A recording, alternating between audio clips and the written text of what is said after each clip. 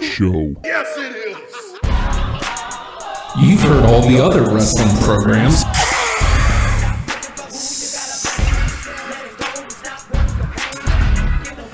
Now it's time to listen to the guys who aren't booty. And you can't beat that. It's hashtag WrestlePals.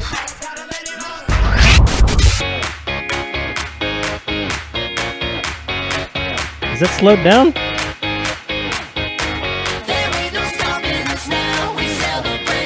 That wasn't plugged in.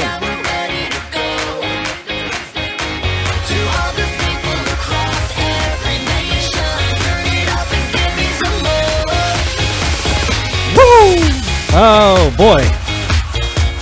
Hashtag WrestlePals, noon to 2. Noon to Midnight to 2 a.m. Cut it. Okay.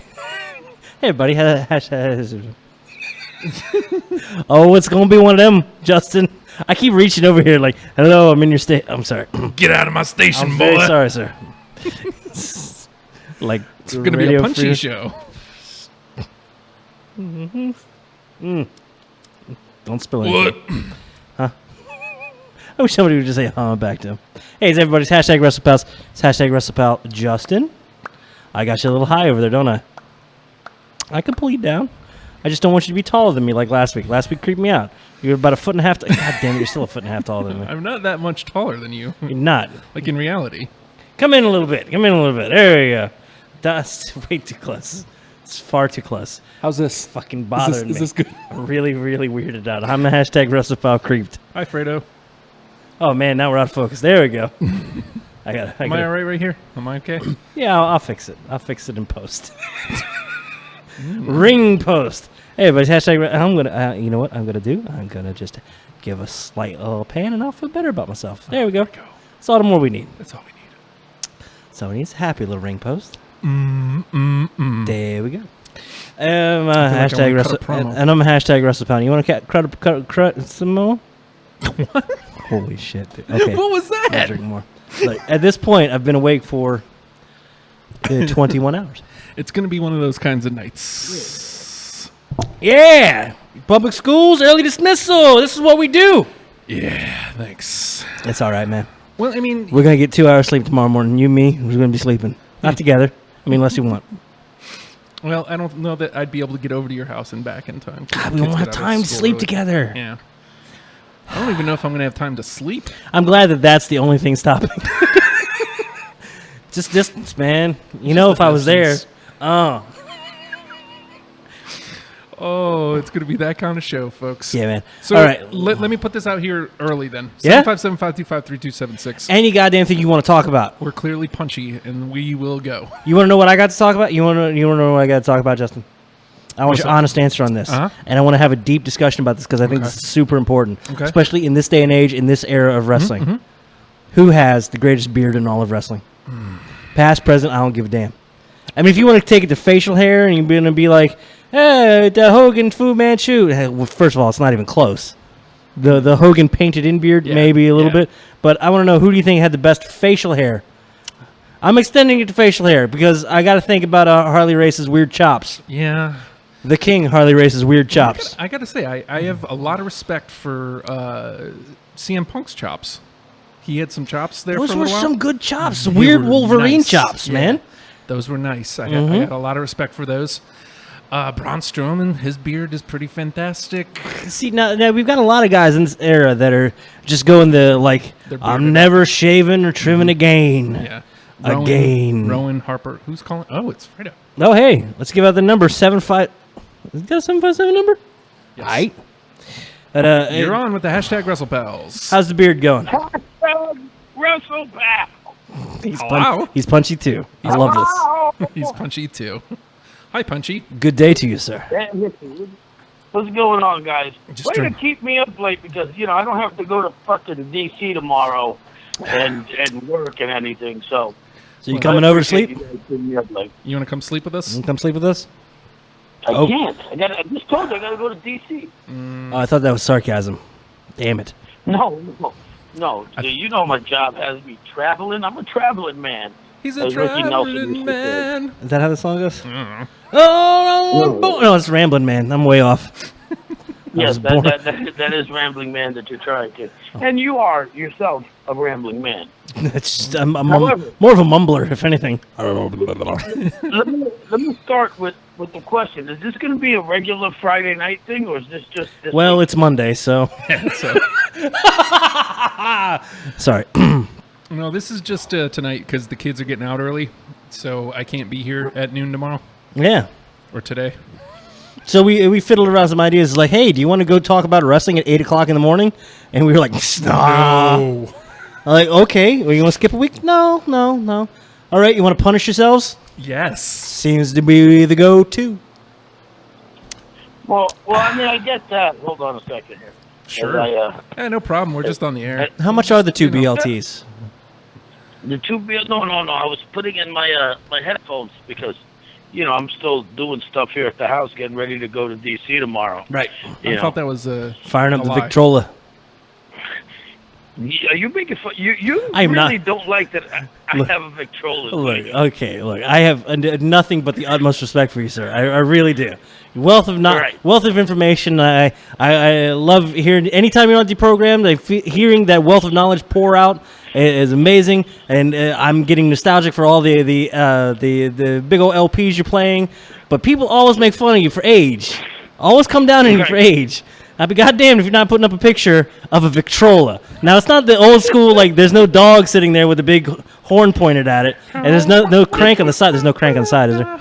But it says Victrola big as hell, right across the middle, and I was like, oh, God, it's a Victrola.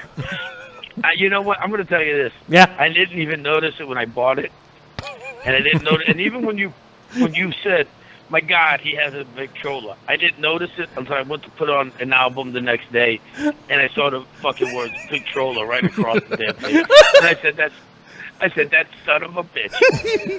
Yes, sir. Oh. Oh, dear God. It's like, oh, God. I try my best not to be an old man, and it doesn't work. There's nothing you can do about it. It's creeping up on all of us. So anyway, so some wrestling. Yeah. You guys obviously didn't see today's Raw. Yeah, some spoiler stuff. Peeked at some spoiler stuff. Okay. But if you want to school us on it, by all means. There's one thing that I want to talk about on today's Raw. Mm-hmm. Okay. And it's got to do with our girl Bailey. Okay. She's pretty and she's lovely. So Corey Graves has an interview with her, right? Uh-huh. I don't like that man now. As to why she couldn't use the cane. Him and his fashy. And she goes off on this.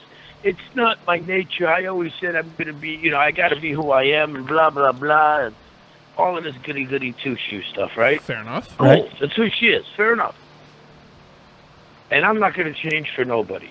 Good for you. I completely support it. Then at the end, she goes to Corey Graves like, In his young man's haircut. Can I have a hug? Wait, what? Wait, she who says to him, Bailey, Uh-huh. after the interview is over, says to him, can I have a hug? Was this an in-ring segment or backstage? And that does No, make a backstage. difference. It was a backstage segment. Okay, I'm a little bit more forgiving of a backstage segment with that. I am not at all. Okay. At all. I get it. She's the good girl. She's a little Miss Innocent. She's not going to break who she is for any reason. She won it on her own terms, and she'll re-win it if she does on her own terms. I get it. But come on. Yeah, that's way too committed to the. Yeah. It's not even character. It's know? just the caricature of who she thinks she, or who they want her to think she is. Right, because she's a whore in real life. Jesus Christ! Son of a bitch. There's part of me that hopes she went and just Bailey to belly to him and just put Corey Graves to a table. No. She gave him a hug. It was like the fakest hug in the world. As a guy who is a hugger, I know when something's up. Yeah. Something's up. A hug is hard to fake if you don't mean it. Right. No, no. Here, Nathan and I will no, you're demonstrate. 100% right. It is. It's hard to fake. If you can't just sit there and give a half-hearted hug. Mm-hmm. The 2 taps on the back. Tap, tap, tap. Right. Yeah. The buddy pat, I call that. Oh, it's the worst. No, forget it. Especially when you're supposed to, you care about somebody. Mm-hmm. Oh, I love you. I care about you. You're everything to me. And Tap, then here's tap. the buddy pat. Oh. Yeah. Oh, come on. And that's what they did. And it was just like, come on, Bailey. Now, what was the motivation behind it? Was it just solely her that said it? Was it just that's her end of interview? It was the interview ended. Uh-huh. And Corey Graves had said, I can respect you. For the reason she didn't use the cane. Okay. And he he didn't agree with it, but he could respect it, and I like that they ended it that way.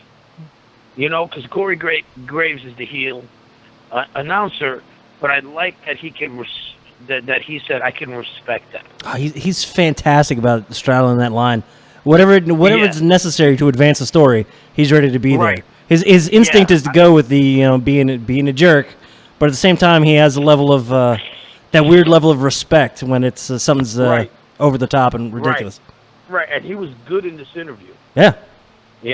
I'm sure. So he goes, thank you, Bailey.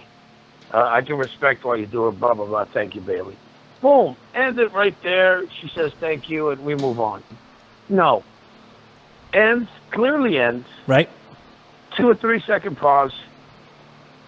Can I ask you something, Corey? And I thought she was going to ask him out for a date or something. I don't know. Just the way she said, can I ask you something? It sounded weird. And then she goes, can I have a hug? I said, can I have a mouth hug is what I want to do. Now if she said it casually, in passing, but it has to sound natural, or else it just sounds weirdly creepy. If they're making her a creep, I'm cool with this. No, Justin? Okay. Like a desperate person asking for a hug. Like you asked a girl out. She says and no. She rejected you. And kind of almost mocked you in a little bit in her no.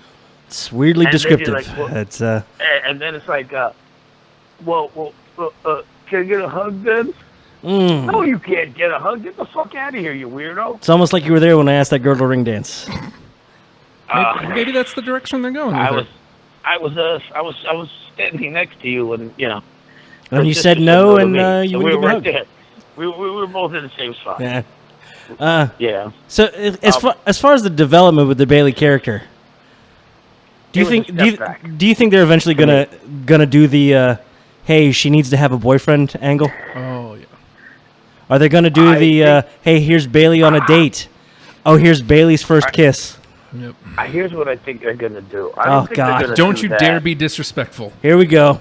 I'm not gonna. No. Uh-huh. I do think I see this in a year. Okay. The Bailey heel turn. All bullshit aside, okay, I see her getting tired of not being respected and doing the heel turn. Right. What I don't want is for her to do a heel turn and then we get slutty Bailey or dirty Bailey. That's what I don't want. I agree. I want to see her do a heel turn as a frustrated person who's a good person, as kind of a falling down.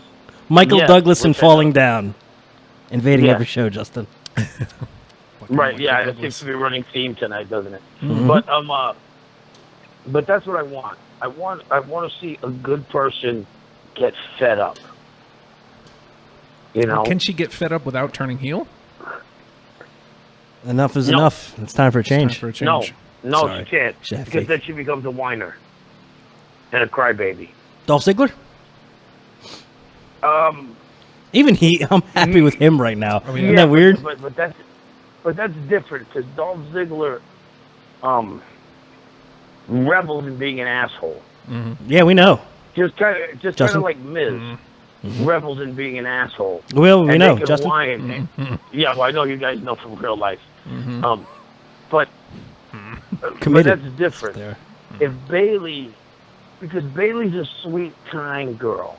Mm-hmm. You know, she's your best friend's little sister. You know, she's sweet. She's innocent. Yeah, you tease her a little bit, but you let her. You know, you don't want her. You really don't want her to change. Right. And if she becomes, there's no way for her to get fed up and not come across as a whiner, and not a whiner like Ziggler or Miz, just a whiner where you're like, shut the fuck up already. Right. You know. Mm-hmm. So the only way for her to successfully turn heel is to become Michael Douglas falling down without her becoming a slut. You know, I love that movie because he was always like weirdly just almost confused. And how can not everybody think like I do? I would love that angle portrayed well. What I love about that movie is just that he's fed up, and people don't get that fed up to where it's done. Making people accountable for their garbage behavior. Right. And knowing what's going to happen to them at the end. We're going to get Biker Bailey. You know what? I don't want that. Nobody wants this. Bailey in Nobody wants Bailey American Badass. I don't want to see her jump from guy to guy. I don't want to see her making out with everybody. I don't want that. I want Bailey the way she is. They're going to do this. I hate to say this. I know. But I know. If she was going to have her first kiss with one member of the roster, who do you think they would be, and who would you want it to be? Me. Justin, you're not on the roster. Now, I know Matt said he's going to Orlando to try out for NXT, but it's not going to happen for him either. No, not at all. Is it going to be Enzo? Here's the thing. Please don't be Enzo. If she goes with Enzo, she's going to end up being a whore. Ah, boy. She is. She's going to be a whore. If she goes with Ziggler, I would love to see her with Ziggler because I would love to see what happened. That's the heel turn. If she goes with Ziggler and then Ziggler gets her, quote unquote, and then dumps her, and then turns around saying, come on, what were you thinking? You know me. Did you think you were going to change me? That kind of a thing, and then she becomes the scorned woman. Ooh. See, I feel like they can utilize her correctly on SmackDown Live as a babyface. Or, anybody that goes over there right now. Yeah, so. Right. Now, I hear that, what's her name's getting called up soon? Asuka? Yes. Mm-hmm. Ask him what? Now. Ask how I want to do her. She gonna whoop some asses. Oh my God! I love Japanese women. Well, anyway, plus she's a badass. She hot, yo. So hot. She hot, yo. But she whoops ass too. She's pretty freaking amazing to watch in the ring. God, I want her. Anyway, now if she's coming up to SmackDown, which is where she belongs. If she comes up there, then then that's that. If she comes up to Raw, then they need to put her in a program with Bailey. It might be the only way to save Bailey from doing the heel turn. They had some amazing matches on NXT. Yes, and they have a history. And she took the belt from Bailey. Mm-hmm. And the rumor mill has her going up to the main roster undefeated. As like 180 and something. It's a lot. 180 something and 0. There's a point at which you become the new standard, and they don't need to count. Yeah. Is the article I read? She was at 177 because she beat Goldberg. I didn't know they had a match. Who was at 170? No. She beat his undefeated record of 173. And then she beat his ass. Match. And then she beat him for, I think, number 175, and then now she's at 177. Which, of course, is really, you want to talk about undefeated. You know, of course, they don't mention Andre the Giant, who went undefeated for like 15 years. Well, nobody ever slammed him ever until John Studd. How much do you think they paid Andre to fucking take that one? God, I just can't imagine how much it would just hurt, man. Even when he was younger and he was agile. I meant to say Hulk. I'm sorry. I said John Studd and I meant to say Hulk. Yeah, but a ton of people slammed him before then. I think Harley Race slammed him before then. Harley Race did not slam him. Oh, typing in something over here, Harley. I don't know how to spell. It's fine. Harley. No, it's fine. It's fine. I don't know. He might have, but I don't. As far as I know, Hulk was the only one. Well, that's what they built. That's what they had to build it up as, man. That was of course whole. They had to, but. I think that was like right when WWF was like, "We are wrestling. Nothing else matters. We are wrestling. If it doesn't happen here, it didn't happen." Right. Which is we're gonna buy your territory to ensure that if it ever gets out, that it happens. Yeah, they better watch out. But anyway, New Japan wants to come to North America, man. I'm pretty excited.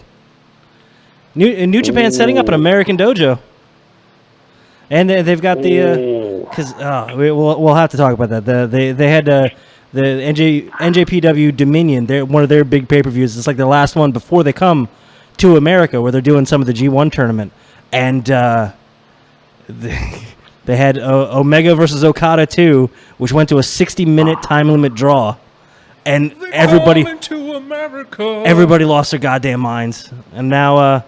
They're coming to do shows in Long Beach and Long Beach. Where? It's a beach, but it's really long. Long Beach. Yeah, but what country is that in? America. They're coming to America.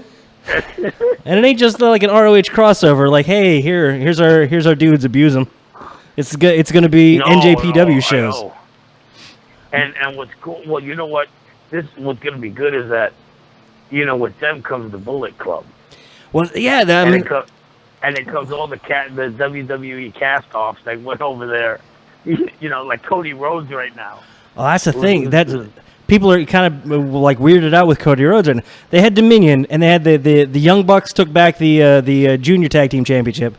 The Guerrillas of Destiny took the Heavyweight Tag Team Championship, and they're going forward, and it's looking like so if Omega takes the Heavyweight Championship from Okada, it's going to be full-on Bullet Club bringing all the gold to the U.S., representing New Japan. They're coming to America. But then Okada retains because it's a time limit draw, and immediately Cody Rhodes is saying, "I want to challenge you at the G1 for the title." It's like, what? No, we were all excited for getting more and more Omega. We're all excited about Omega. No, we're gonna get Cody Rhodes versus Okada. But you'll still get Omega. Don't kid yourself. What I want to see the thing with that, they think it's going long booking now, where it could be, they've had the draw, they've had the Okada win. They're gonna like somewhere in the G1 tournament they'll have a match where Omega gets a win, and then they're gonna go into Wrestle Kingdom 12 at 1-1-1, and it'll be the final battle for the title. Here's the thing. I love long-term booking. You're going deep into wrestling. Sorry. The average wrestler.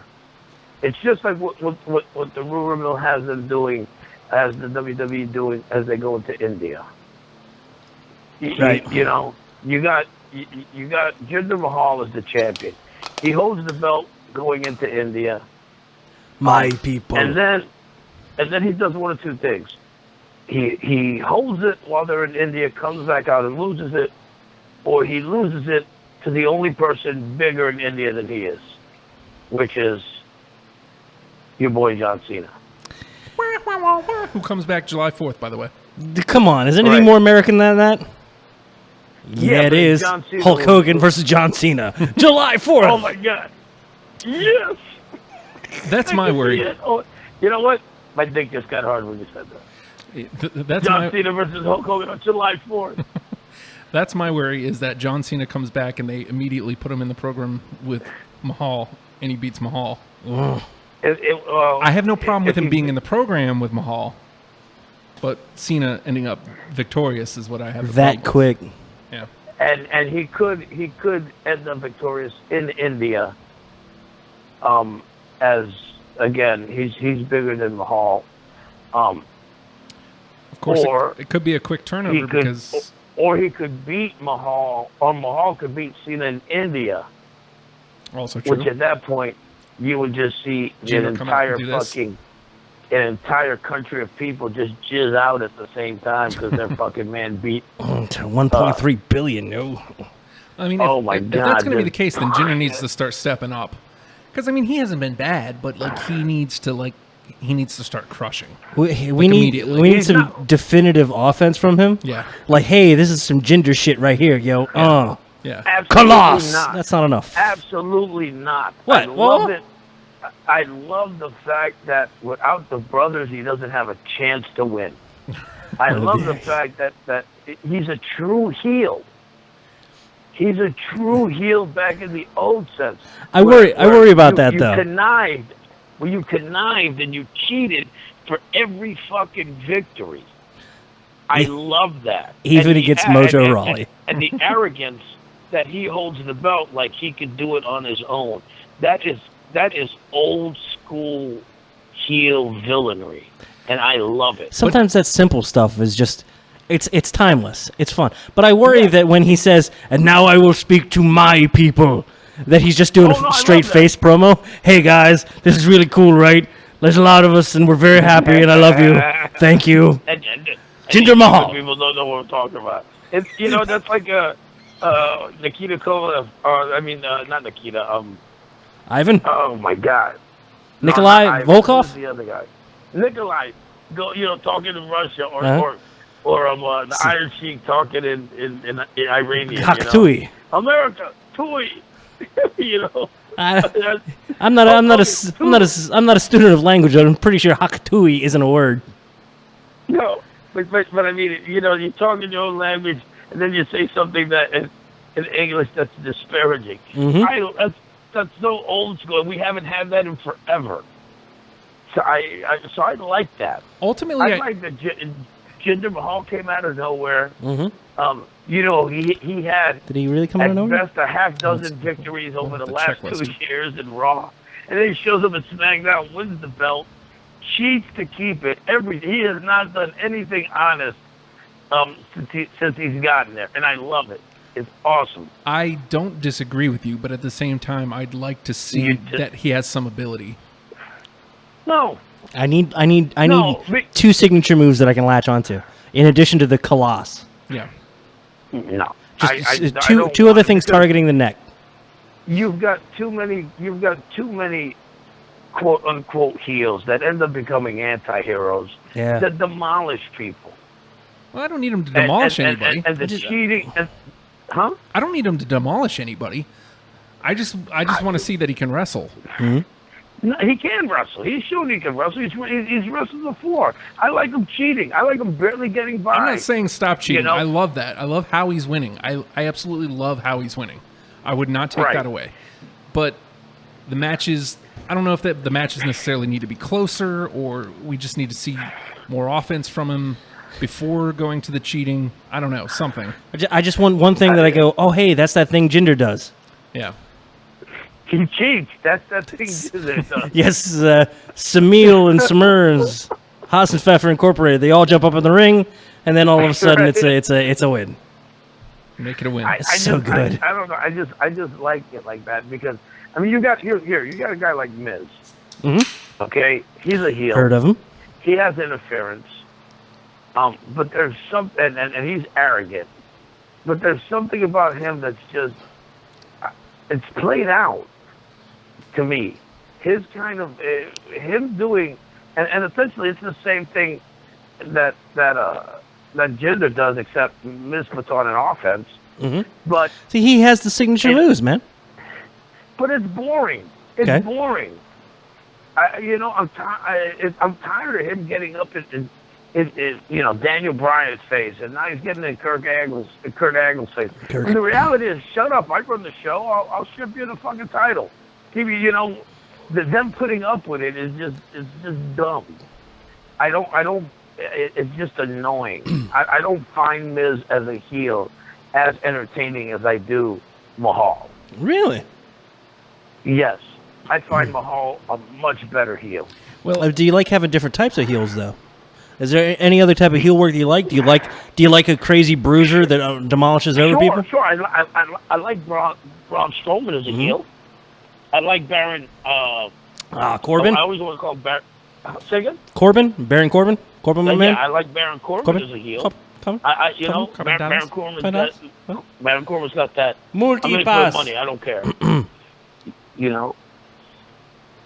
ahead. Sorry. I'm not saying anything important. No. But Baron Corbin's got that, I'm in it for the money. I don't care. I'm not here to be your friend. That kind of heel I like. I like the bruiser with Strowman where he just demolishes everybody and everything. Apparently he's not finished with them yet. Oh, no. I'm a fan of different type of heels, but you haven't had the cowardly heel in forever that's really been able to do something. Mm-hmm. And now you do. It usually always backfires on them. Right. And now we got somebody that's getting some success with that. Right, and he's going to run with it for a little bit. And I hope he I would love to see him hold the belt to SummerSlam. Not going to happen, but I'd love to see it. Yeah, that's a feel good moment. Somebody taking it back from him. Sure. And on top of that, when's the last time you've had a heel hold a belt for longer than a month? Before an Orton comes in or Cena comes in, or a Goldberg comes in. The only reason you have them hold them for longer than a month is because they don't wrestle. Well, I mean, Owens... Yeah, I was going to say Owens, but... Owens had it from, the night after SummerSlam or the week after SummerSlam all the way till February. Mm-hmm.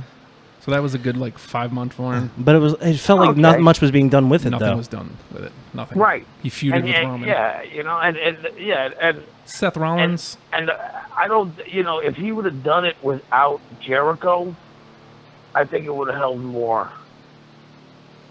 To me, it would have held more weight. I agree, but at the same time, the plan, I don't think the plan was ever to put the Universal Championship on Owens. It was just a circumstance of Balor's injury. Because Baylor, right. So they just kind of they're okay, well, this is what we'll do with it until Jericho and Owens break up. Right, and then the thing too is that even with Owens holding the belt, it didn't feel. It didn't feel like a big deal. Didn't feel important. No, he feels like a bigger deal now with the U.S. title. Mm-hmm. Right, and I think it's because of how he was a heel. He was a joking heel.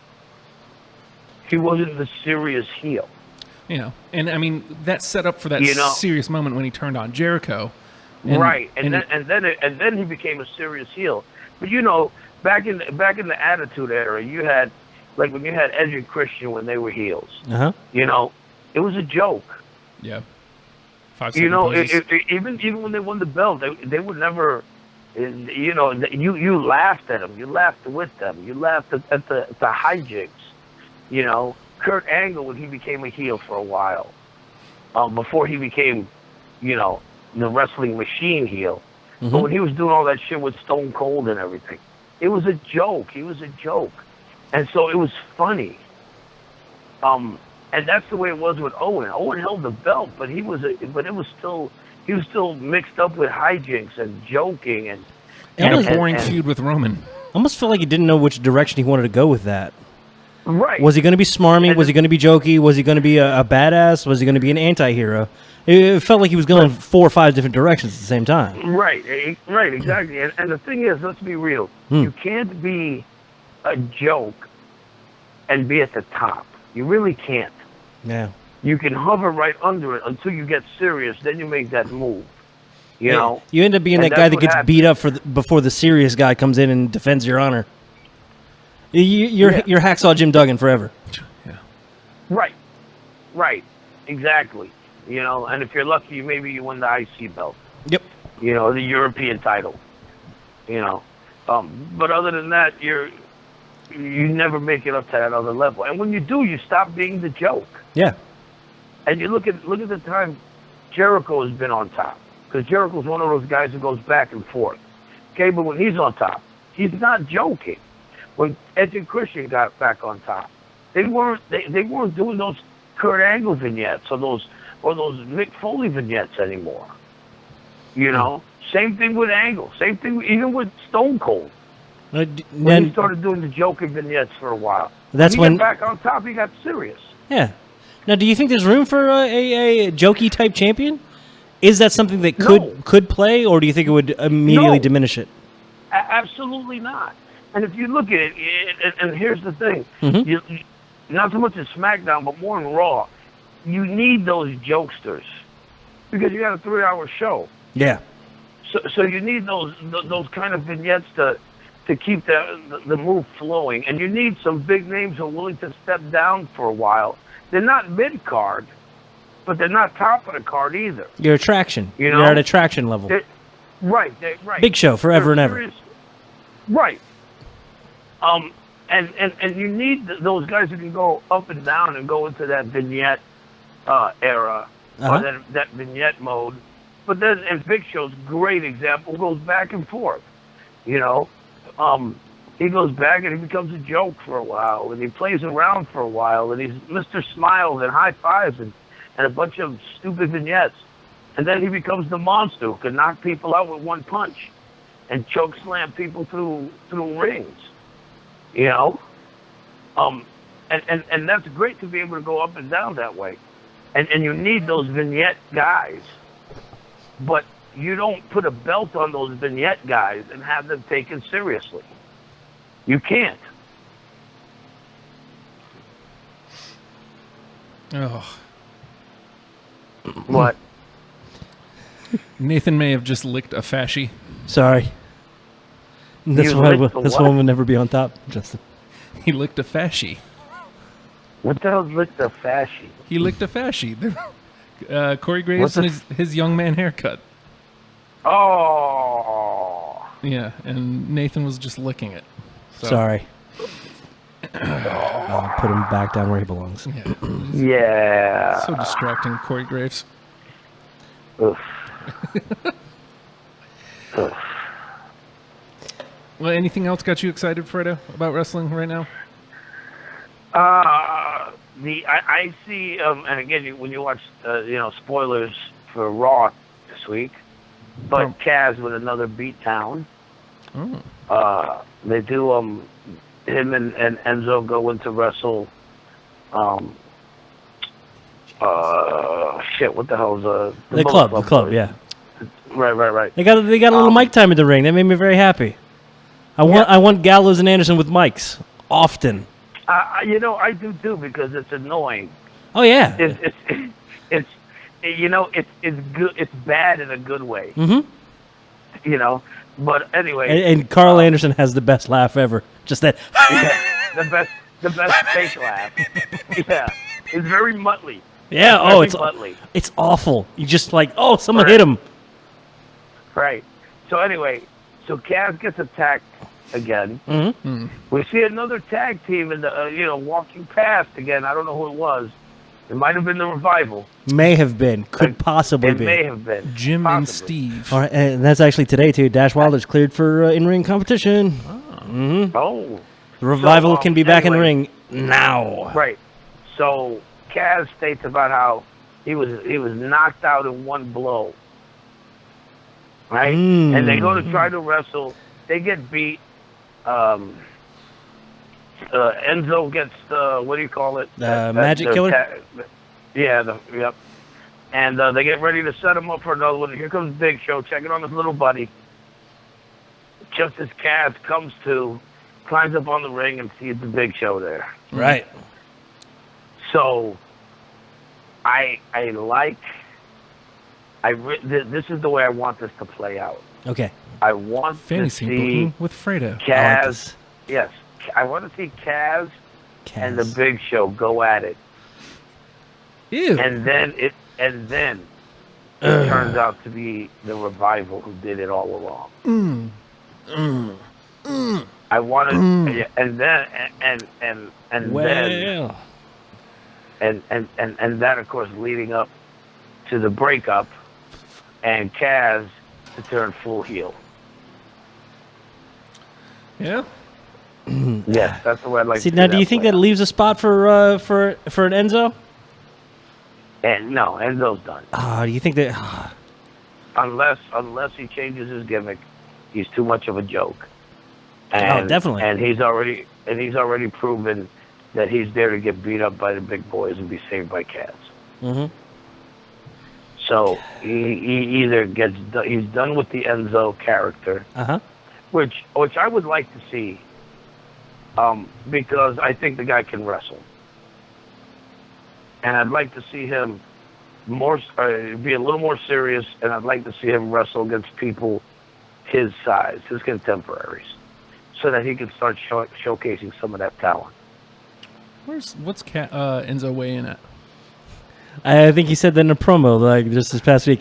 206. Oh, so you can shed that pound. I don't know.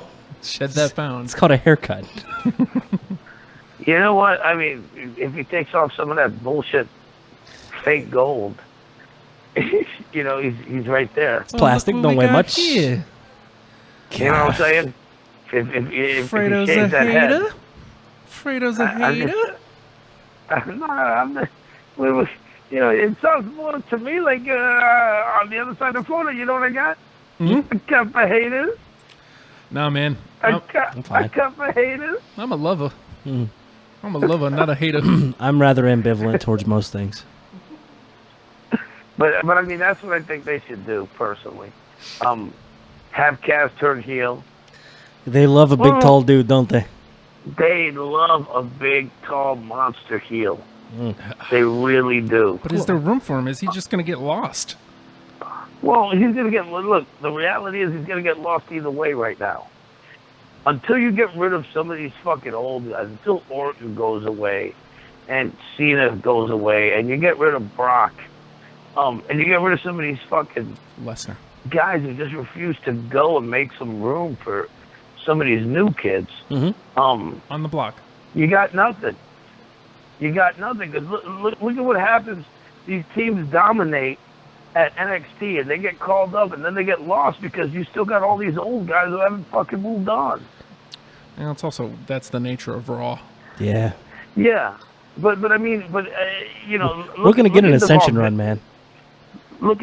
They'll figure it out. Look at Enzo and Kaz. Look at the Ascension. Look at the Vaudevillains. I mean, well, that's Simon Gotch's fault. The Vaudevillains is Simon Gotch's fault. Why is it Simon Gotch's fault? He was acting like an asshole backstage. Picking fights, biting fingers. Yeah. Oh, really? I didn't know that. Yeah. So, but Aiden English is doing well on his own. Yeah. Yeah, he is. But I mean, but still, even whether it was Gotch's fault or not, the team was lost. Yeah.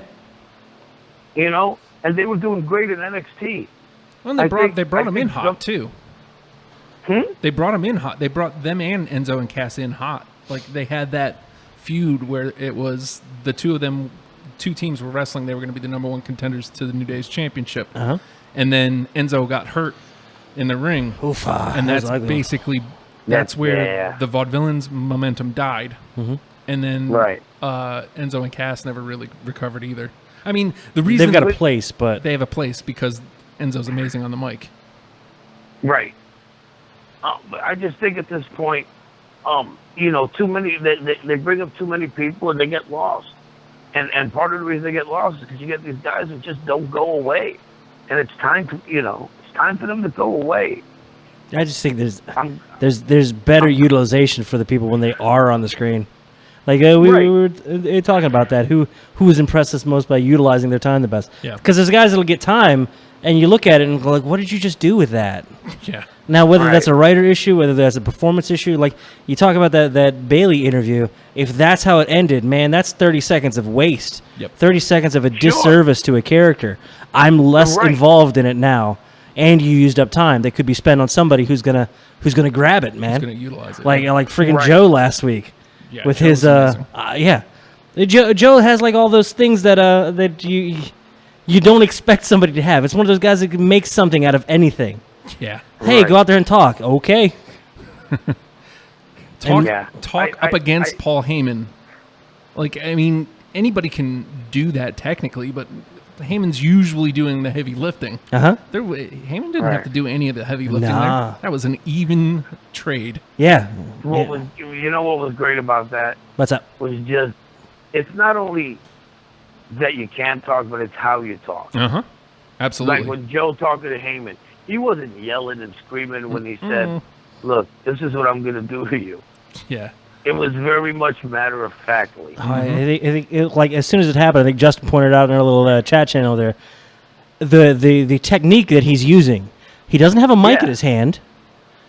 But he's making sure that he's speaking clearly enough with a camera right there that it's getting picked up in the camera. So it's like, this isn't for mic conversation. This isn't for the audience. This is me telling you personally to take a personal message for me. Right. And it's a nasty one. That this isn't personal. Mm-hmm. You know, I have to do this. So because I want you to make sure that he gets that message, and he gets it clearly. There was so much subtlety and story in that whole thing. Right. So I love, and then today with Brock there, you need to see that segment. I pulled up a little clip of it. Part fight. That kick looked just yeah. It seemed to be a thing that people were pointing out that Brock made sure to like wipe his face after that, as if he was checking for blood. That's one of those little things that says, "Oh my God, this is a credible threat." I'm checking to see if I'm really hurt because I very well could be. Yeah. It's just that one of those like weird signs of respect, and it's like a callback to that Undertaker Brock pull apart. Right. And speaking of Undertaker, I'm glad that he's retired. I hope he stays retired because he's an example of what I'm talking about.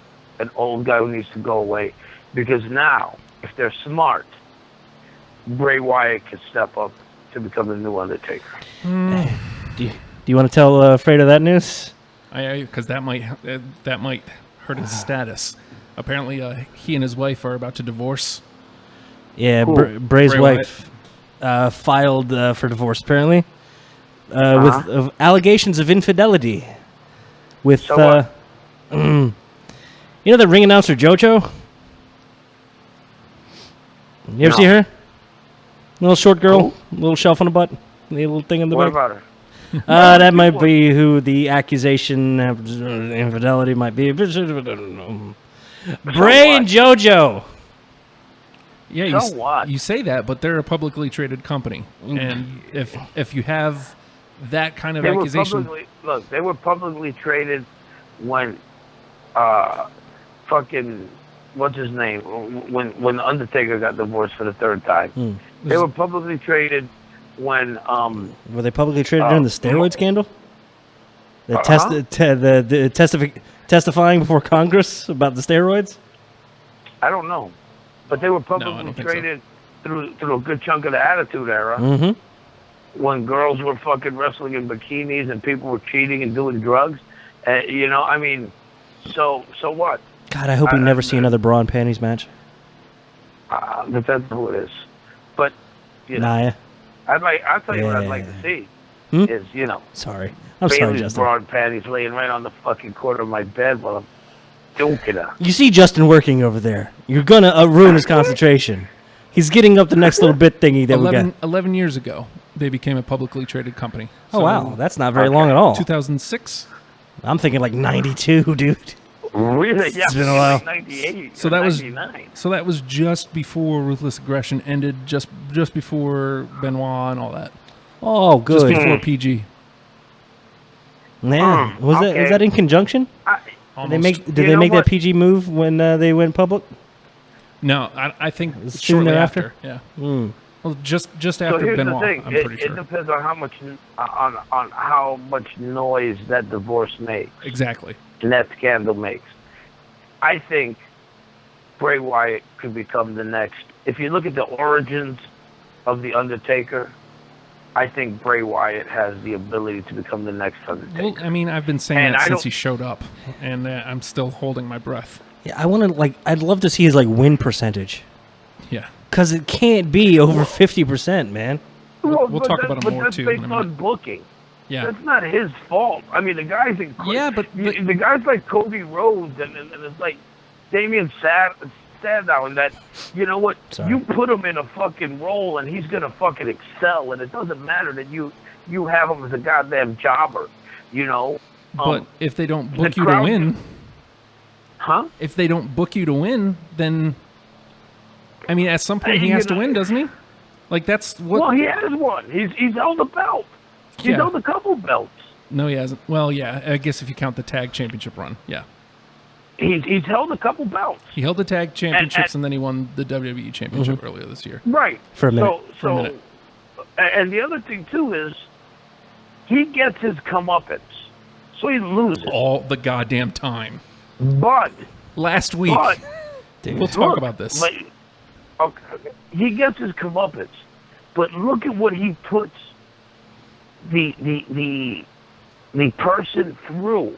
Look at what he did to Orton. Look at what he did to Daniel Bryan. Look at what he did to John Cena. He put them through hell. Hey, man, you don't have to sell me on Wyatt. Wyatt is one of my favorites on television, period. I feel like it's one thing to kind of blow off a loss, but it's another thing when there's so much put into it, and then the loss comes over and over and over again. It's supposed to be. What's that? It's the way it's supposed to be. The baby face wins in the end. In the end, but the ends feel like they come real rapid fire. But he's going into a program right now with Seth Rollins. Right. I hope he wins this program. Send Seth Rollins with his tail between his legs. I want Bray to be too much for him. I know it's not going to happen. You know that's not going to happen. I know. Because I feel like they've taken advantage of that magic of Bray Wyatt. It's like, wow, he's got something here. Let's capitalize on it. Who can we get over with this? And I don't feel like they're getting a whole lot out of it. I don't either. That's my problem. The win over Bray Wyatt isn't a huge deal. A win over The Undertaker, good Lord, that's a career maker right there. But you're talking about a guy who wrestled twice a year. Right. You know, and there was a time when people got wins over The Undertaker.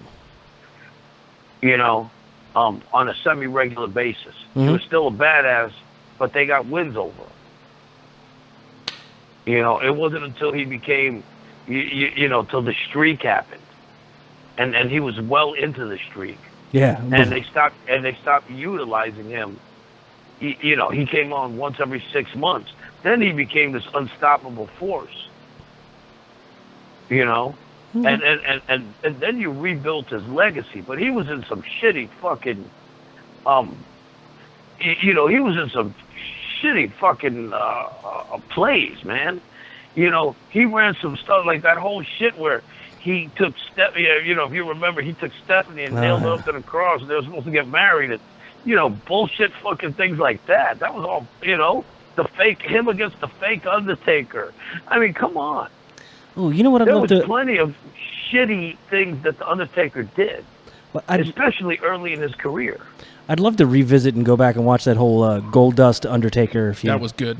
I know. I watched that relatively recently. And this is at a time when we're getting like a Gold Dust resurgence, which may be like his last run, you know? Gold Dust was Intercontinental Champion. Mm-hmm. With the gold belt. Mm-hmm. Oh. I love the 24 Karat Productions and him coming out with a quote from a movie. It's such a throwback to, It's simple. And it's good. The only way to even make that any better is to bring back Marlena. And it ain't gonna happen. No. Obviously. No chance. But if they She felt old then. Which I just remember being younger going, who's that old lady with a cigar? That looks weird. Well, do you like a lady with a cigar, Fredo?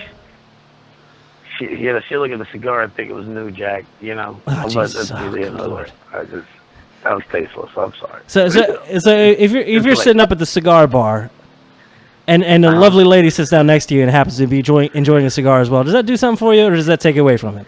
Do you like a lady that has a cigar? For me, as a cigar smoker, yeah, I'm a big fan. Right. He likes the Marlena. Mm-hmm. Very good. Sure. I mean, first of all, it means that she's not going to be bothered by my cigar smoke. That's a big bonus right there. Yeah. You know? And the fact that she's got an oral fixation. And how about when Goldust had Luna? Did you like Luna as his valet? Did you like the artist formerly known as Goldust? Because Luna was crazy. Yes, she Luna was crazy, and not crazy in a good way. Crazy, and I've got lightning tattoos on my shaved head. She was great. Right. She was great. You know who Justin I hear has like a type? cigars? You know who I hear like cigars? Who? Bailey. Okay. Pretty sure she doesn't. You know what that means, right? She don't like cigars. That's right. Bailey Armand Estrada to confirm. What the hell was his name? She has an oral fixation. Fredo, we got to let you go. We sailed right past the 1 o'clock hour. What? Yeah. Oh, Jesus Christ. We sailed right over. He never answered. Who has the best? Quick answer. What's the best facial hair in wrestling all time? The best what? Facial hair. Oh, shit. Of all time? Mm-hmm. Bruiser Brody. Okay. Not bad. I like Not this. bad. I like it. Fredo, thanks so much for calling, man. Too bad he's wrong. No problem. Love you. Hey, you guys have a good luck with the next hour, because I'm going to bed. And I'm so jealous. And I'll talk to you soon. Hashtag WrestlePal. Oh, yeah, dudes. Good night. Thank you, sir. Good night, guys. Bye. Too bad he's wrong. It's Jim Neidhart. Just real quick, I don't know if he's still around. Phil Joseph says Brock Lesnar is a joke of a part-timer. And also says, just give the belt to Samoa Joe and have a real champ on all the time. See, but this is what I love about the Joe and Lesnar feud. Mm-hmm. Ultimately, do I think Joe's going to win? Probably not. But it's believable that he does. And if you have somebody that you believe can beat Brock Lesnar, then you've got something. If Brock wins, it means something. Yeah. It isn't a destroyer. But yeah, and it pulls Brock down to everybody else's level. It feels like Brock is involved. Yeah. And it's almost as if, I mean, granted, the storyline is Joe, pulls in Paul, Crazy. And Paul goes and gets Brock. I really feel like that's exactly what happened, except behind the scenes. As if Paul is like, hey, this Joe guy, he's great. This is going to be good. Brock, you should really be up for this one. Mm-hmm. Brock's like, all right, I'll stop throwing logs and, killing moose with my bare hands. And I'll show up for sure. And then he got kicked in the face. It's like, oh, yeah, I like this. I like getting kicked in the face. Yeah. I mean, I told you this when I'm going to pretend you're Samoan moose. Rawr. Before we take our quick break here, I was telling you we were watching the segment out there that they didn't have to do any of this. I didn't even need. When Joe won, I was already sold on this match. Right. That's all I needed. All this extra stuff. This is just cake or frosting, maybe more specifically. All right, let's take a quick break, and we're gonna do our first ever wrestling rankings. What? Wrasslin Rankings. What? Yeah, on the other side. So stay tuned, and we will literally be right back. I'm gonna go lay down on the table for 14 seconds. That's not a good idea. We'll be back. If I could be serious for a minute. I bleed all the time, I don't care! The wait is over. You think this is over? Or we're just getting started, baby? Because I'm staying hype! It's time for hashtag WrestlePals Hour 2. Drink it in, man. Hold on. There you go.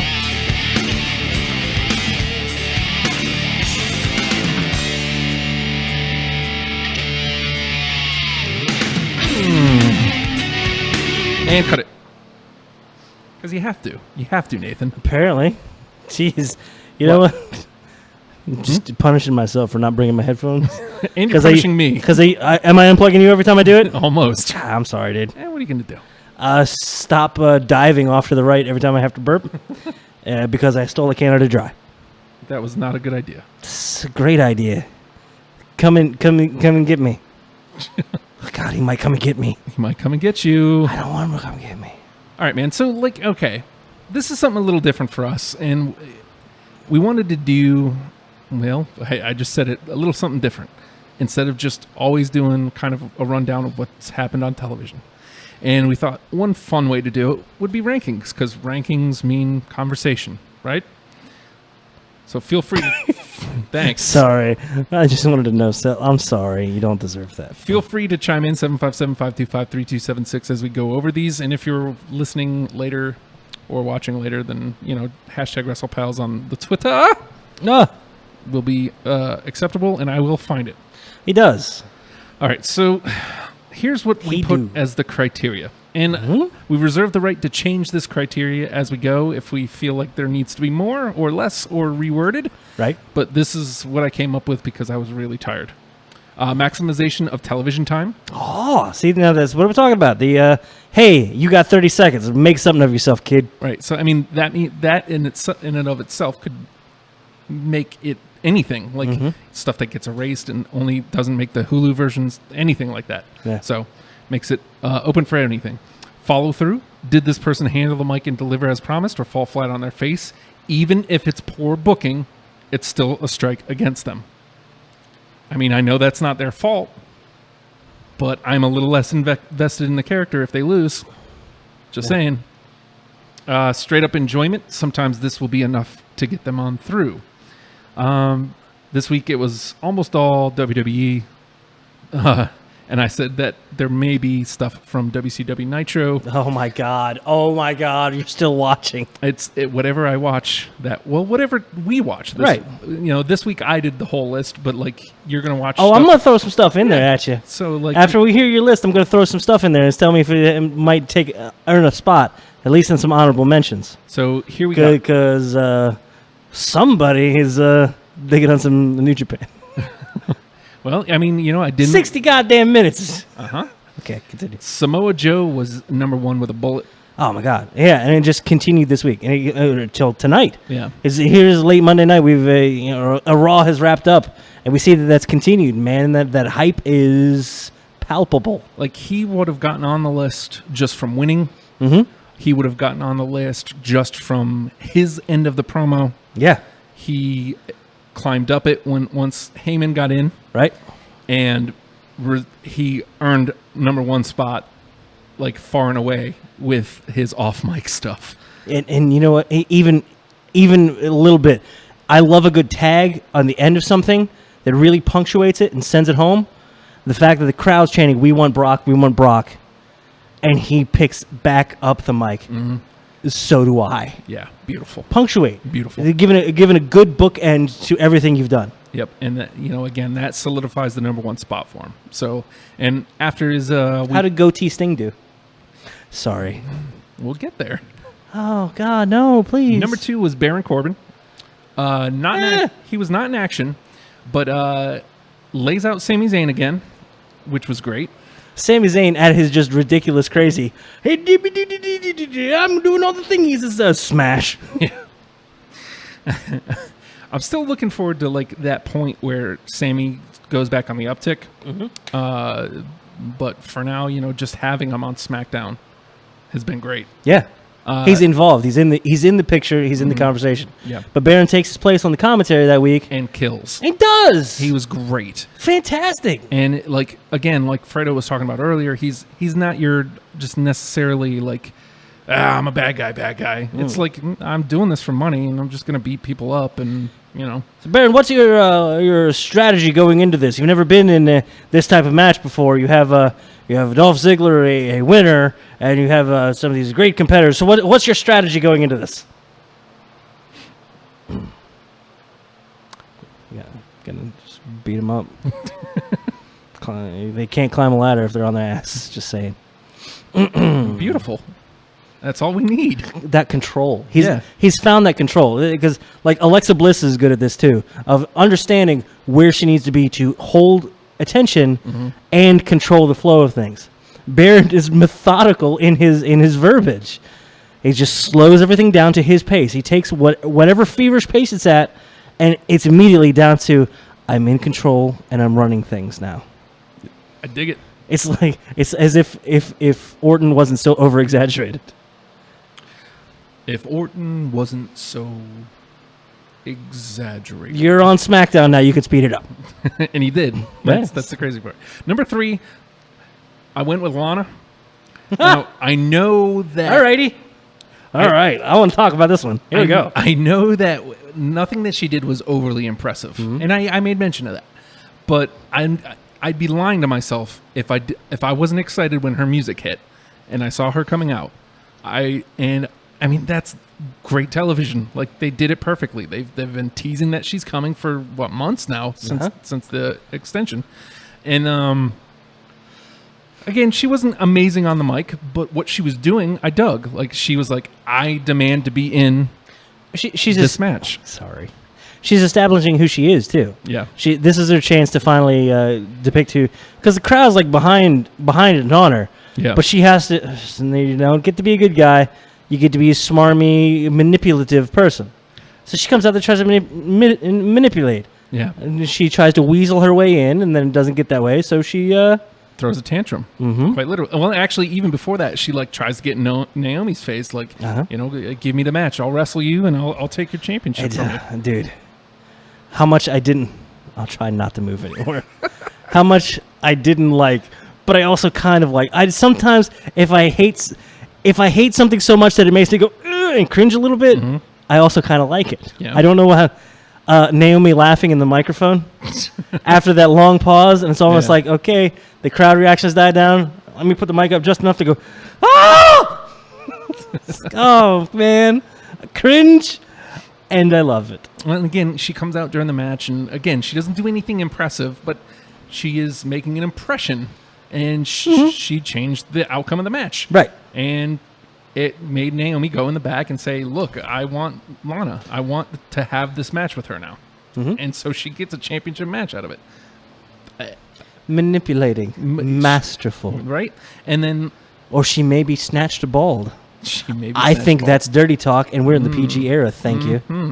But then I really dug her passion on Talking Smack.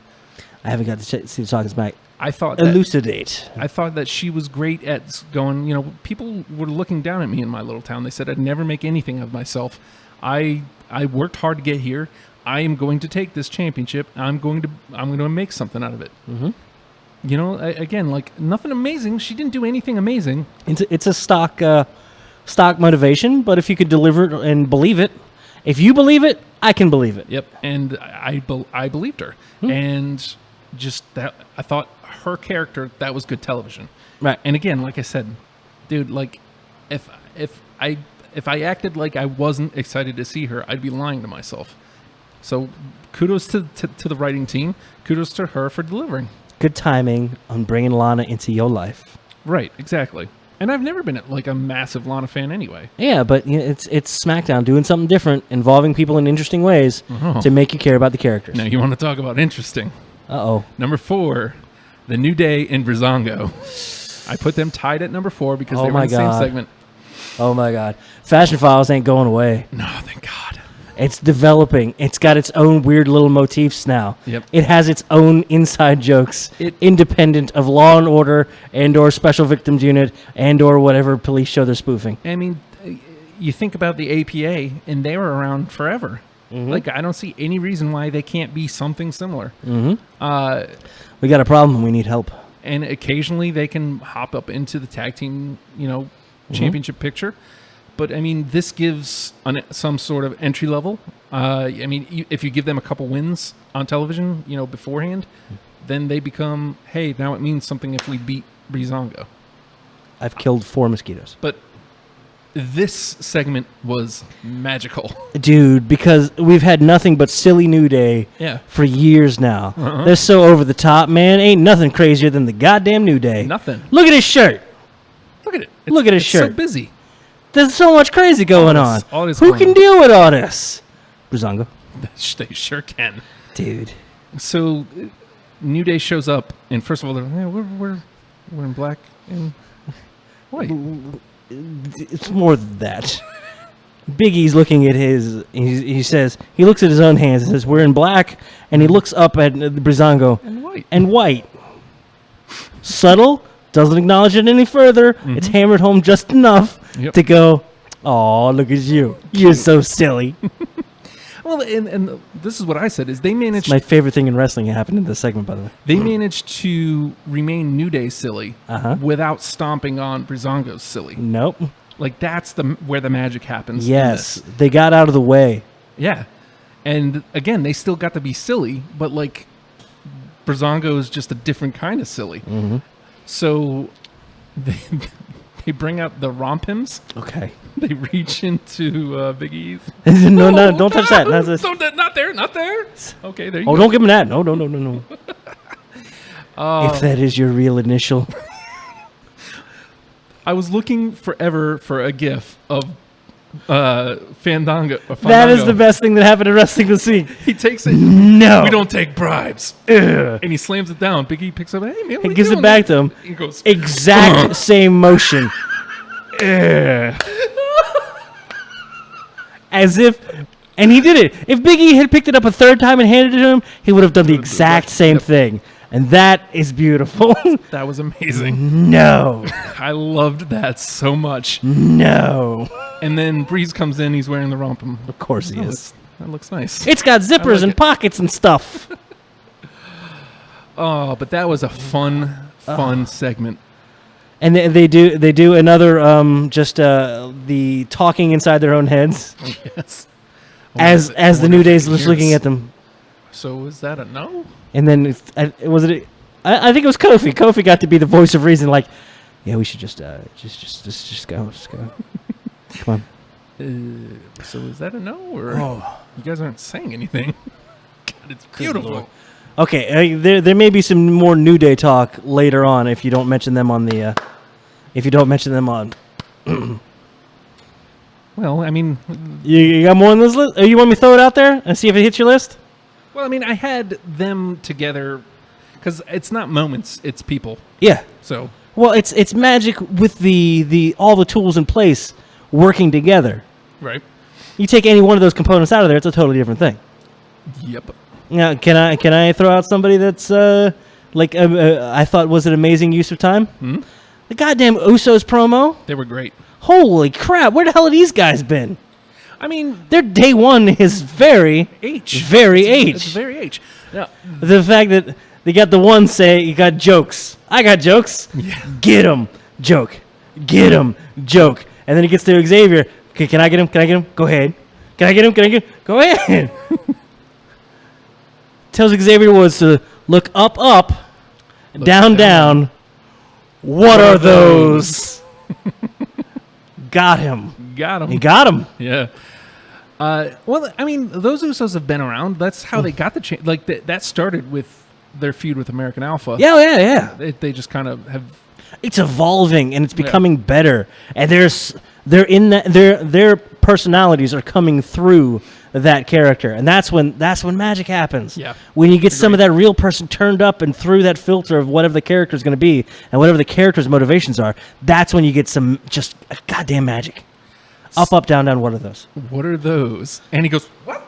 Looks down. What do you mean? I'm confused and flustered. Ooh, there's motivation for a match. Yep. Beautiful. Number 5, Oni Lorcan. Oni Lorcan wrestled Hideo Itami this week. Hey, I don't know if you got to catch NXT. I got to see some of the Oni Lorcan strong style there. Whoa. What the hell? Where are you at? Are you really mad at him? Please. Dude. And that's exactly why. Because, I knew he was going to lose because Itami's on the up. Yeah.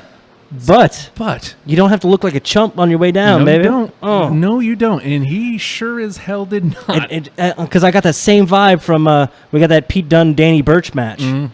That Danny Burch was just, oh my God, what a vicious! I wouldn't want to tangle with this mean man. He a mean man. And Oni Lorcan, even more so. Right. Just Jesus. At one point, he's just holding him right here on the shoulder, just going, ugh, right here, cupped. And then ear, face, chop, just relentless. Like the way an animal would attack somebody. Dude, it was brutal. That's making an offense your own. Yeah. That's signature stuff. Even if it's just simple strikes. Mm-hmm. Instead of just doing the same punch or the same elbow, the same uppercut, European uppercut everybody does, making it his own. Well, to that putting some stank behind it. To that point, though, some people do have punch, The Rock. Mm-hmm. The Rock had punches that were The Rock's. He did this shimmy with his leg. Or Shane McMahon. Yeah. As much as people give him shit about his punches, you know who's throwing them. Yeah. Someone else does it. It's like, are you throwing Champion Man punches? Yeah. Here comes some money. I'm just saying. Like, I'm dancing, Dad. Dancing. That's all we're talking about with Jinder. Is he needs a little something that like little that. B.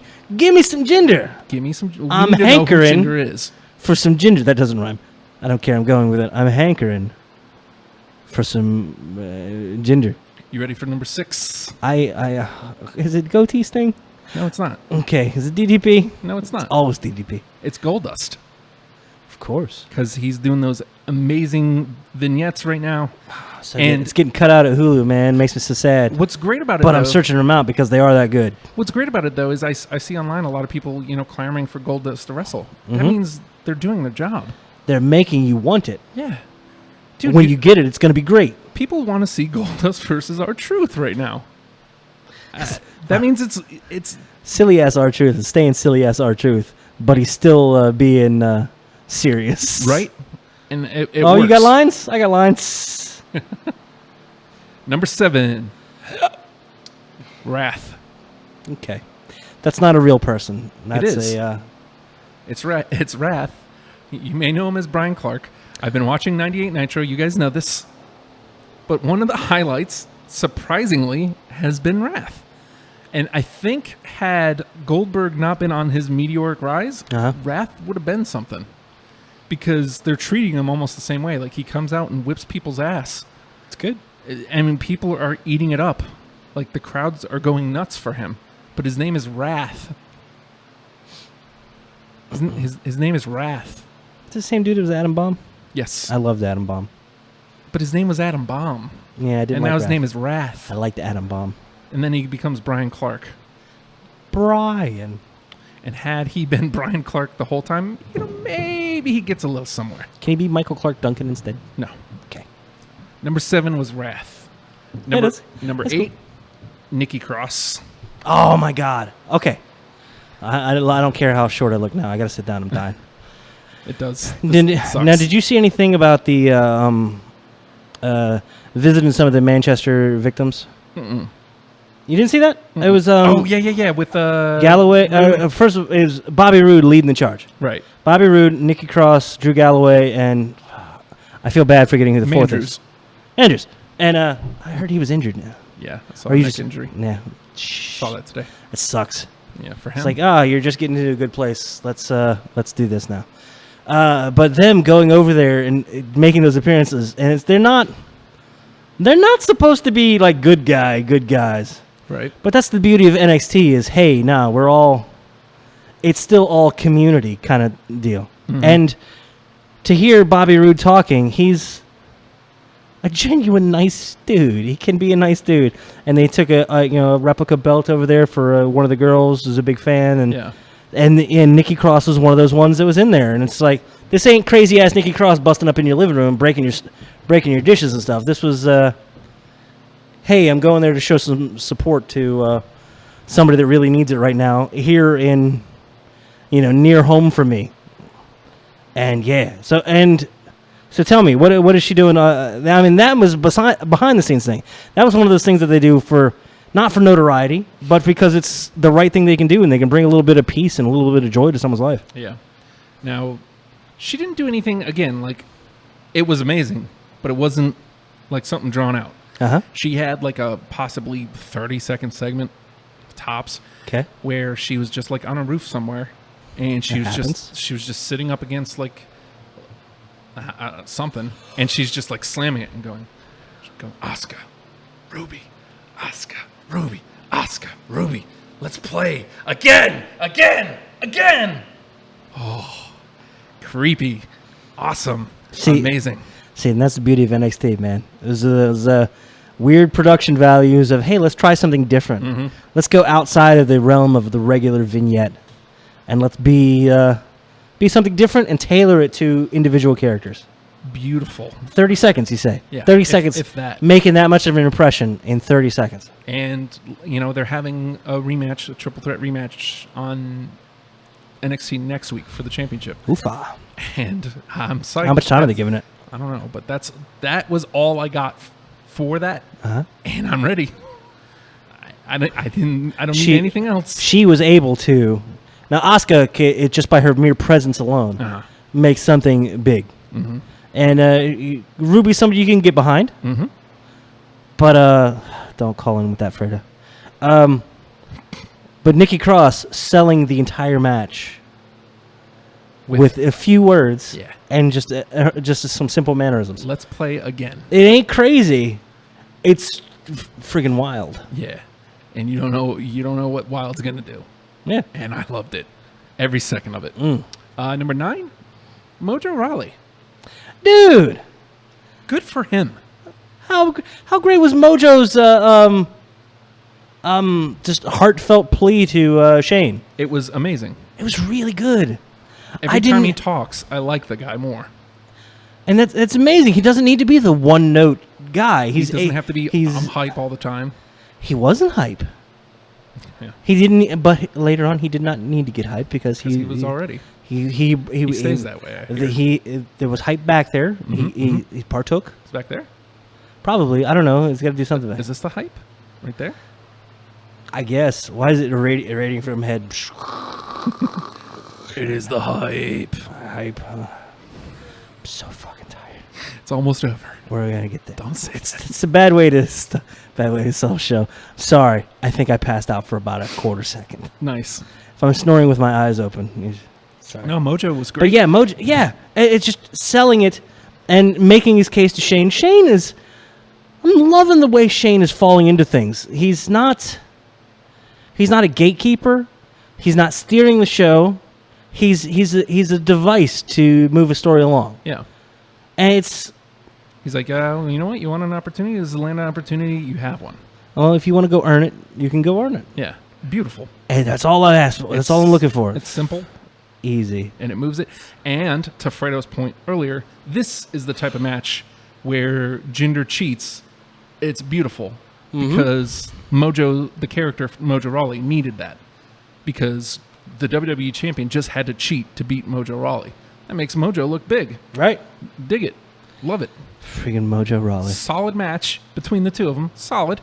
Nothing to write home about. It was good. Was that our main event for the week? I don't think so. No, the main was Nakamura and Owens. Ah, that's right. Which neither of those guys made it, by the way. Even though they had a great match. Something keeps feeling off about Nakamura's timing on his entrance. Yeah. I need that locked in. If you want it to hit, it has to be the same, man. Yeah.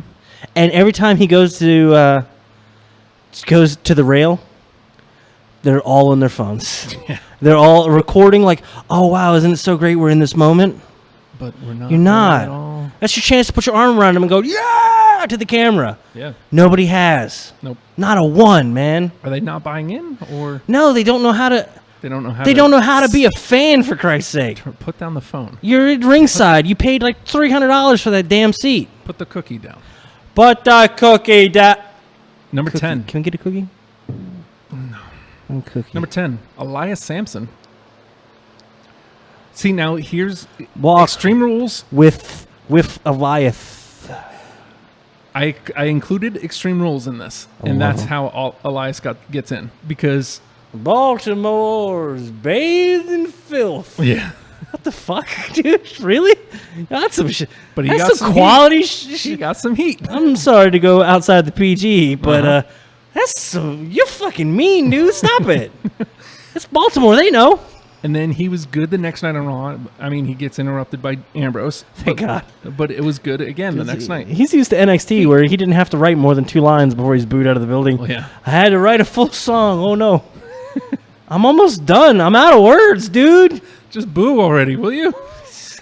But he did. He got booed. Good for him. Boo that man. He's one that, like, when I'm watching alone and I have the house to myself for brief moments in time, and I'm watching, and Elias Sampson comes on there, I boo out loud. I say, boo! I'll like stand up and walk to the kitchen and like look over the partition into the living room. Mm-hmm.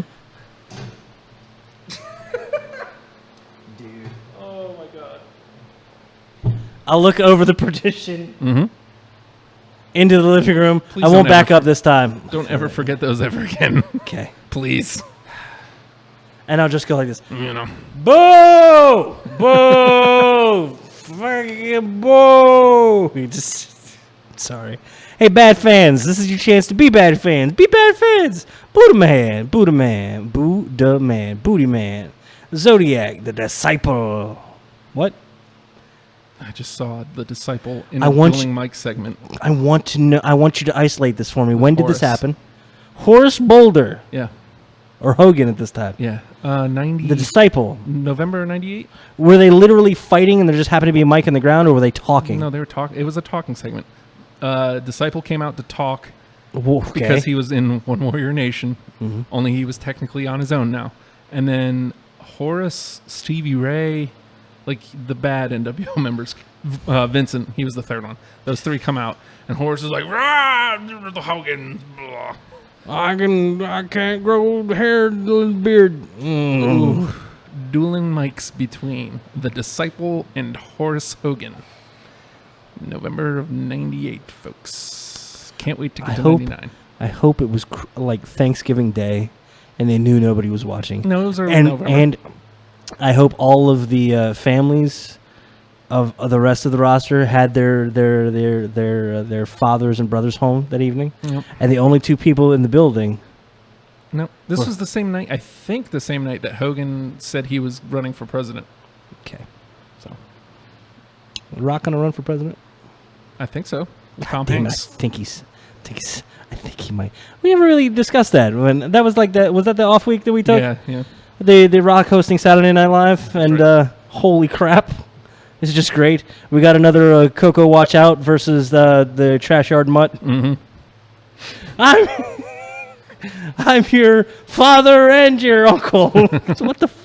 It's fantastic. Coco Watch Out makes me very happy. My bummer of the week, What's up? Bray Wyatt. And this goes to our rules. He had an unbelievable promo. He's over promoing for what he's Yeah. booked at. He's over promoed. He had an incredible promo running down everybody that he was in the Fatal 5-Way with, talking about he's going to take them all out. One by one. One by one. Has an incredible match with Roman Reigns. Shall fall. That was a great television match, Yeah. and then loses.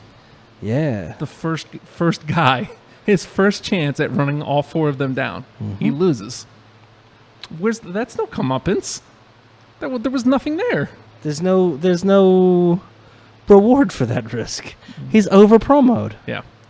I'd almost like for him to just be wayward at this moment.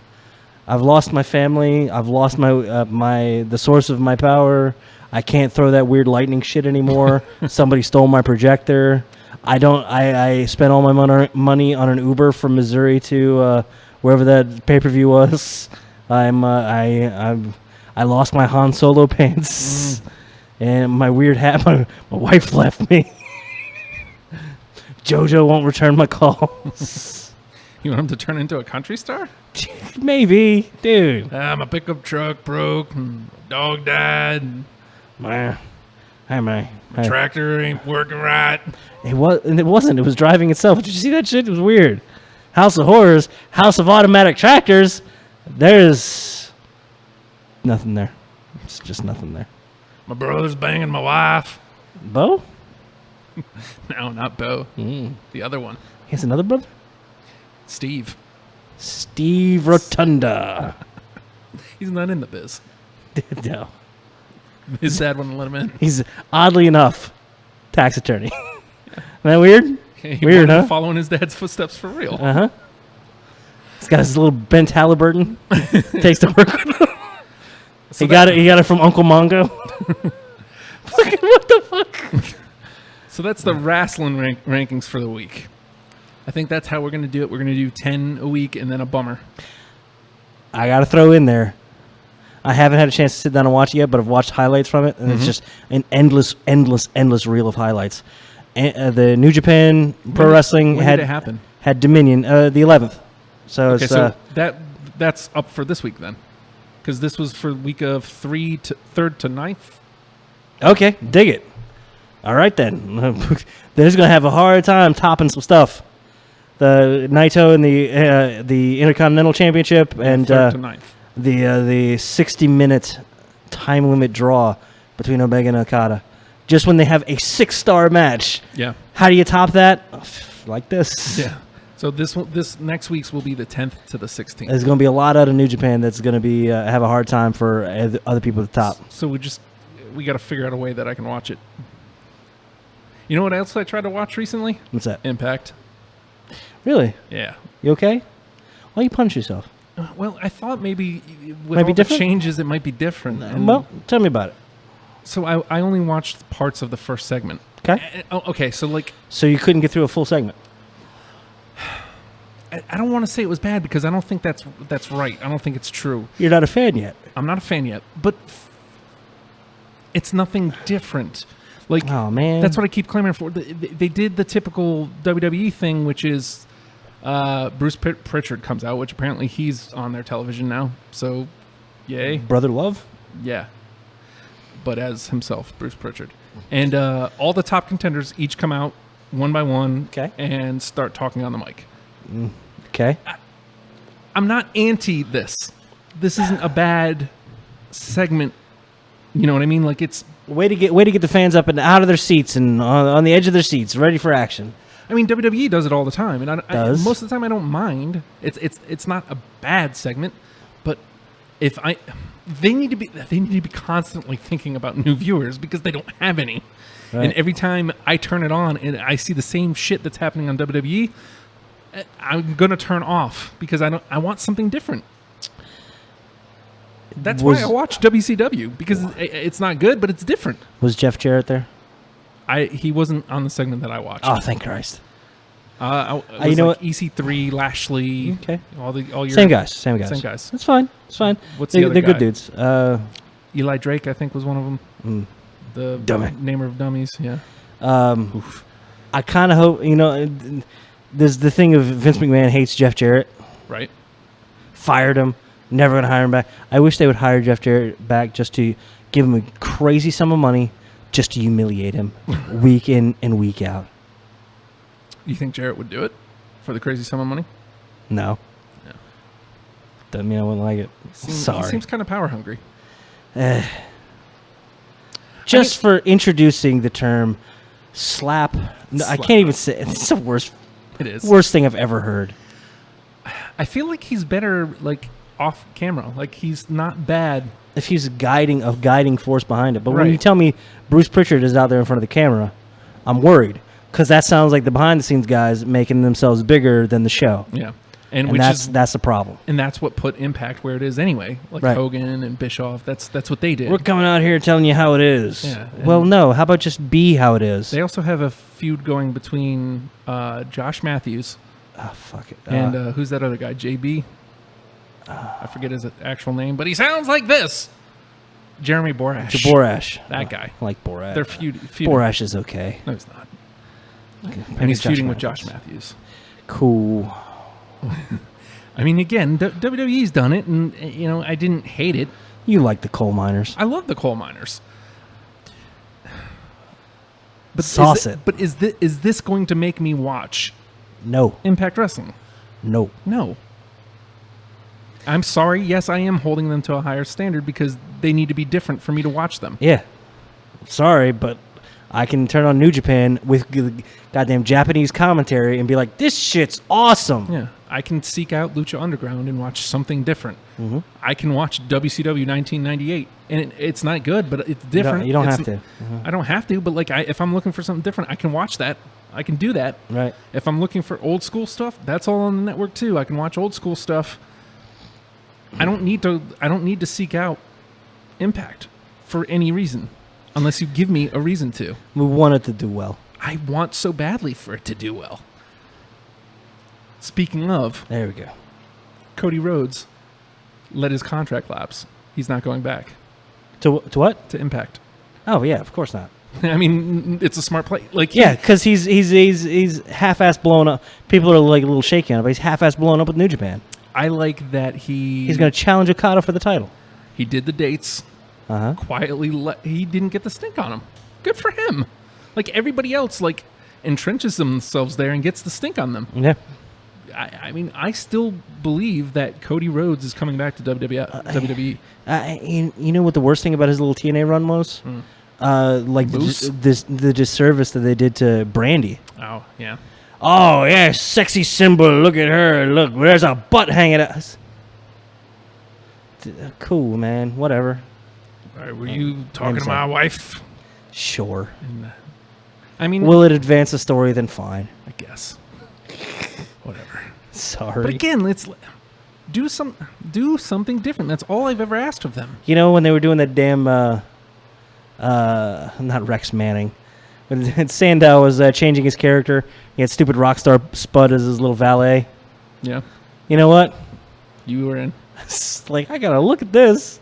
This is cool. I didn't. But I also had tortured myself for a couple months prior. Yeah, but you're seeing a dude do something a little different. Yeah. And I have no idea what else is going on the rest of the card. I know that... There's another dude in black trunks fighting another dude in black trunks. Didn't Alberto El Patron win like the Global Force Wrestling Championship or something? Probably. Whatever that thing is. Probably. I don't even think that's really a thing. Lashley's their champion again. All right. Which takes me back to, like, if Lashley is supposed to be this unbeatable force, why hasn't he just been Why is he continually losing the title to get it back? Yeah, like, why?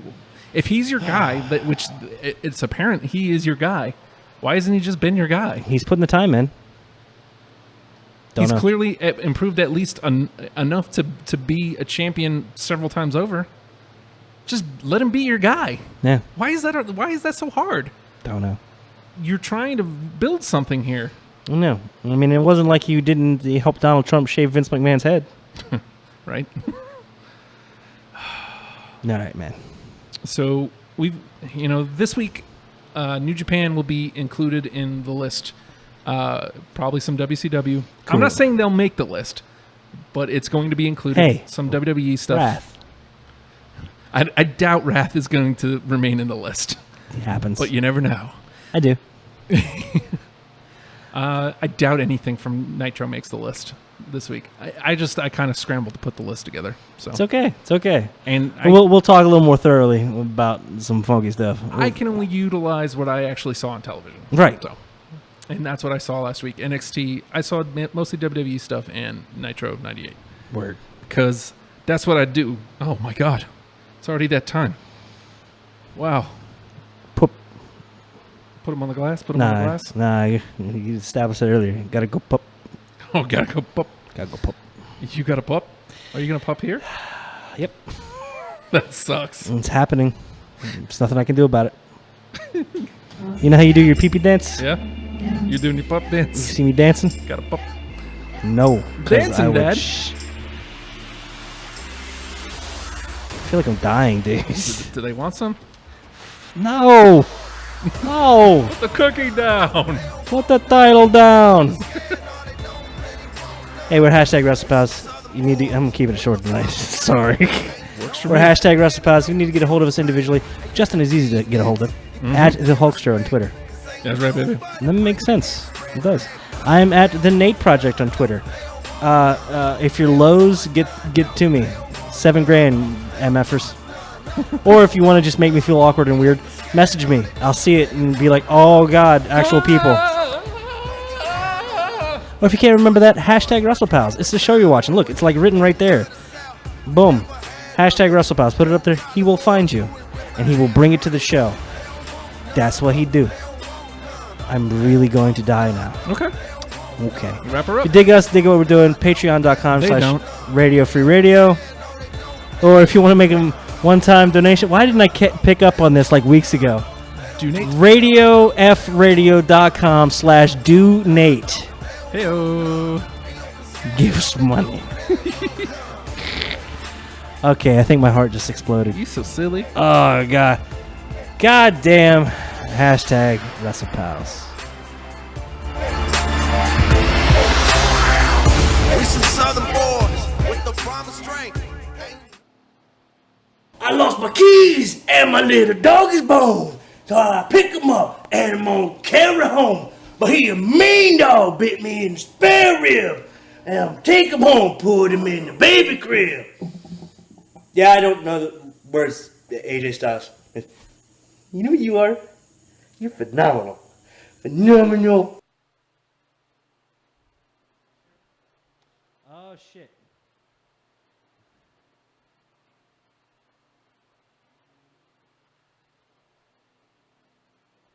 Is it on there? I can't tell.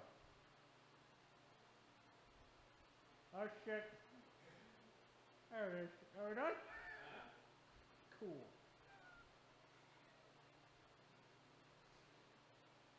Okay. And stream is